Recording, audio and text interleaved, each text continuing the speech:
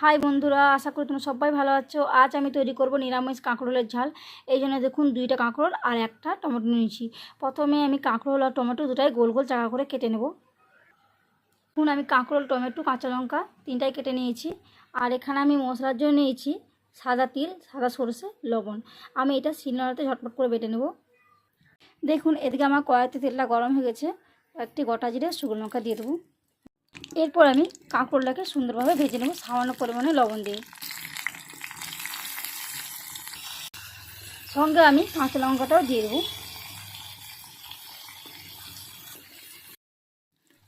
দেখুন আমার কাঁকরোলটা অল্প অল্প ভাজা হয়েছে। এরপর আমি কুচনো টমেটোটা দিয়ে দেবো যাতে একসঙ্গে মিশে যায়।